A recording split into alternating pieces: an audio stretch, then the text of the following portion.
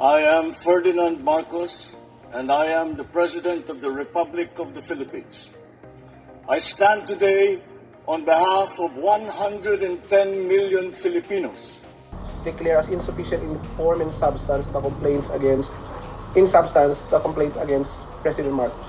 Unang-una po ay ikinatutuwa po natin na nasunod ang proseso at nagpapasalamat po tayo na nakita po ng mga mababatas kung ano po talaga ang katotohanan at doon po tayo lagi sa katotohanan. Nakita po natin na talaga wala naman pong merito ang nasabi mga complaints at miski na po ang Pangulo ay kumpiyansa na wala siya pong ginawang anumang impeachable offense. So maraming salamat po dyan at sa ngayon po, tutok po ang Pangulo sa pag-angat ng ekonomiya ng bansa. Kaya sabi po niya, let's move forward. Napanood po ba niya, ma'am, yung process kanina? Hindi po niya napanood at nasabihan lang po namin kung ano po ang naging resulta dahil po ang Pangulo po ay nasa dalawang events po. Ano po yung event? Isang private meeting at isang malaking event. So ano po yung initial reaction niya po doon sa, nung nasabihan po ninyo siya na yun po yung naging desisyon? Natuwa po siya. Sabi nga po niya ay nasunod ang proseso at yun naman din po ang gusto ng Pangulo. Masunod ang proseso at makita ang katotohanan. So sa ating mga kababayan, sana po ay nakita niyo po at inisa-isa naman po ng mga mababatas yung mga nasabing akusasyon at sana po ay napaliwanagan na at naging maliwanag sa kanila. Kasi pwede bang sabihin na in-anticipate ni Pangulong Marcos itong ending na ito? Dahil as of yesterday, hanggang kahapon wala pa po siyang legal team. Sa kanyang pagkakaalam, sabi ko nga po ay kumpiyansa siya na wala siyang ginawang mali at lahat naman po ay naaayon sa batas.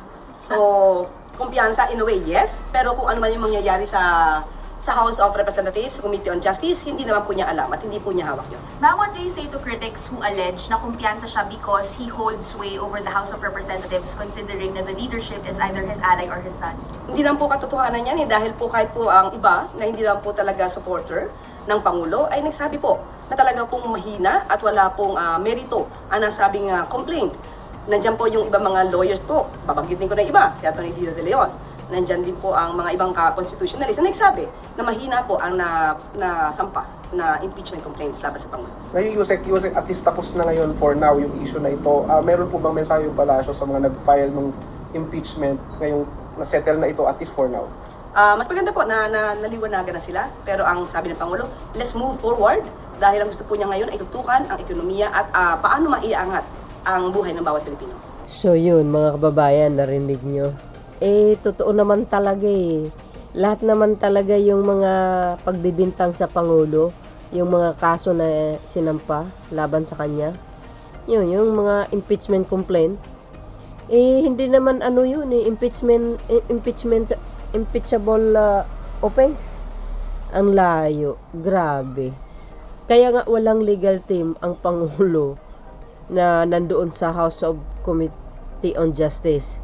Guys, bakit naman sila pupunta doon kung alam din naman ng Pangulo malakas ang laban niya, na wala naman siya talagang nilabag na batas. Kayo naman mga anti-Marcos hindi nyo malang iniisip na Pangulo ng bansa yan. Lagi kong sinasabi, presidente po yan, alam niya po kung anong tama't mali. Uulitin ko na naman, hindi naman po pwede na pipirma ka na lang na hindi mo basahin ng isang linggo o more than that. Yan si PBBM. Hindi tulad ng iba, magbabasa lang ng ilang araw, tapos na. Kumbaga hindi niya inuusisa kung anong klaseng pondo ito, saan ba mapunta, lalo na po yung unprogram na sinasabi. Na-shock nga ako Sinabi nung isang na congressman na yung unprogram, dekada na pala po yun. Dekada yun, di ba? Bakit kay PBBM lang nyo kinakanti? Is it because anti-Marcos kayo since the beginning? Kumukuha lang kayo ng pagkakataon, ng botas para may masabi lang at paninira sa Pangulo. Oh my goodness, guys! Dekada na sinisiraan ng mga Marcoses. Kaya expected na po natin yan. Di ba? Ngayon, sinabi ko sa isang video ko, pagkatapos ng lahat ng ito, Ano naman kaya ang susunod na hakbang? Ng mga anti-Marcos? Para gawa na naman ng istorya. Baka sasabihin may kabitang pangulo, may anak sa iba, ganito, ganon. 'Di ba? Halos lahat yata ng pagbibintang binintang na kay PBBM 'Di ba? Mga kababayan, baka mamaya sasabihin yung pinaka mataas na building sa Malaysia pag-aari ni PBBM. 'Di ba? Baka mamaya ang pinakamataas na building sa Malaysia pag-aari ng pangulo. Yung tipong gano'n Ay, ewan ko sa mga tao talaga. Alam nyo guys, sa nakikita ko, ang ganda ng buhay ng mga Pilipino kung nagkakaisa.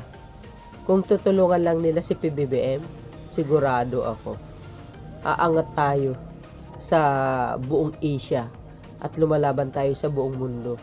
Totoo yun. Kasi mayroon tayong pangulo na napakagaling, sa totoo lang. Napakagaling ni PBBM mamuno. Kaso lang kapwa Pilipino natin sinisiraan. No? Hindi lang po si Pangulong Marcos Jr., kundi ang bansa mismo. Ang pangalan na Pilipinas. Alam po natin, tanyag yan sa buong mundo. 'Di ba? Pero, well, ganun talaga.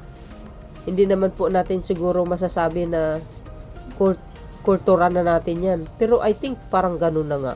Kasi since pa naman, 'di ba, ganito yung iba. Pag ayaw nila sa isang presidente, gagawa ng mga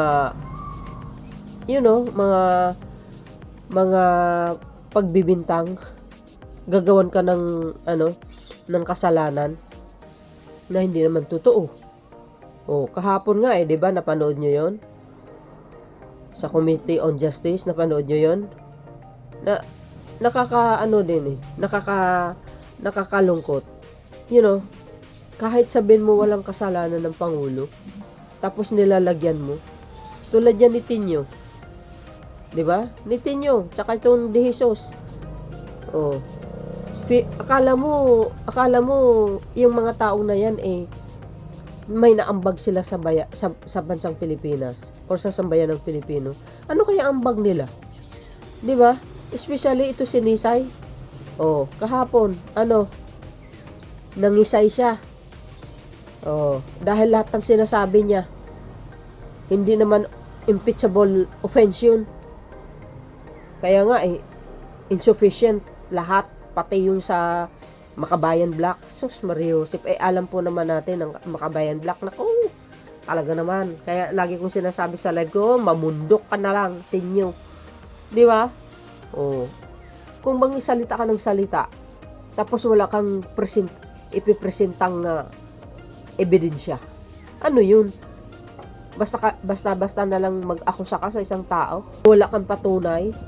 'Di ba? Basta ka na lang mag-akusa ng isang tao na wala kang patunay. Dapat kasi, pag nandoon ka sa tables, sa inuupuan mo, kumpletuhin mo yung ebidensya mo. Hindi yung hanggang salita lang, nako.